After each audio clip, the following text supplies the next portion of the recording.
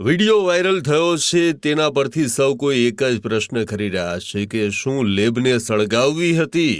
વાત છે રાજકોટના ભાગોળે આવેલા શાપર ગામની, જ્યાં સામૂહિક આરોગ્ય કેન્દ્રમાં હોસ્પિટલનો સ્ટાફ તાપણું કરી રહ્યો હોવાનો વિડીયો વાયરલ થયો છે. હવે આ તાપણું છે કે બીજું કંઈ એ તો તપાસનો વિષય છે, પણ વાત એવી છે કે રાજકોટમાં જો અગ્નિકાંડના પડઘા તો શમ્યા નથી, ત્યાં જ રાજકોટ નજીક આવેલા શાપર ગામમાં સામૂહિક આરોગ્ય કેન્દ્રનો સ્ટાફ ભડકા કરી રહ્યો હોવાનો વિડીયો વાયરલ થયો છે. અને આ ઘટના ત્યારે બની જ્યારે રાજકોટ સિવિલ હોસ્પિટલમાં આરોગ્ય મંત્રી હોસ્પિટલની સમીક્ષા કરી રહ્યા હતા, તે પહેલા જ આ વિડીયો વાયરલ થઈ ગયો. હવે આ વિડીયો કલેક્ટર, જિલ્લા આરોગ્ય અધિકારી સહિતના અધિકારીઓ સુધી પહોંચી ગયો છે અને તંત્ર દોડતું થઈ ગયું છે, એમ કહીએ કે હરકતમાં આવી ગયું છે. હવે બચવા માટે શાપર હોસ્પિટલના અધિક્ષકે તો એવો લૂલો બચાવ કર્યો છે, એવો દાવો કર્યો છે કે આ વિડીયો તો જૂનો છે, હોસ્પિટલમાં લાઇટ ગઈ હતી, એ સમયે તાપણા કરવામાં આવ્યા હતા. હવે વિડીયો જૂનો હોય કે નવો એ તો પછીની વાત છે, પણ હોસ્પિટલમાં આ રીતે આગ પ્રગટાવવી કેટલી ભયજનક બની શકે છે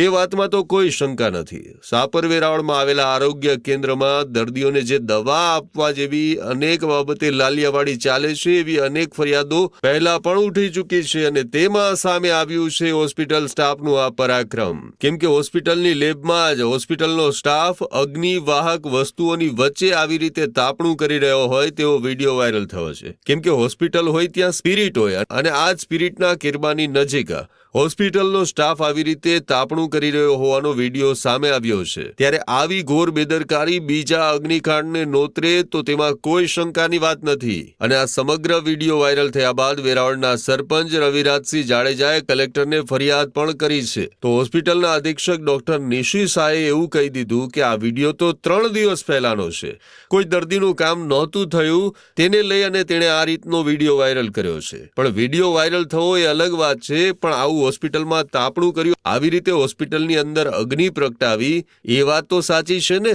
એ સવાલ અહીં ચોક્કસપણે સર્જાયો છે. ત્યારે અધિક્ષકે એવો દાવો કર્યો છે કે આ કોઈ સ્ટાફ દ્વારા લેબમાં તાપણું નથી કરવામાં આવ્યું, લાઇટ જતી રહી હતી, જેથી સ્લાઇડમાં પ્રોસેસ કરવા માટે આવી રીતે આગ પ્રગટાવાઈ હતી. હવે સાચું શું ખોટું શું એ તો તપાસનો વિષય છે, પણ એક વાત ચોક્કસ છે કે જો સ્પિરિટ ભરેલા ડબલા હોય, કેરબા ભરેલા હોય અને ત્યાં આવી રીતે અગ્નિ પ્રગટાવવામાં આવે તો ચોક્કસપણે મોટી જાનહાનિ થઈ શકે, આગની ઘટના બની શકે. ત્યાં સુધી કે હોસ્પિટલનો જે સ્ટાફ છે જેને આ રીતે અગ્નિ પ્રગટાવી છે તેના જીવનું જોખમ સર્જાઈ શકે છે. ત્યારે આ સમગ્ર મુદ્દે ઊંડાણપૂર્વક તપાસ થાય એ જરૂરી બની ગયું છે.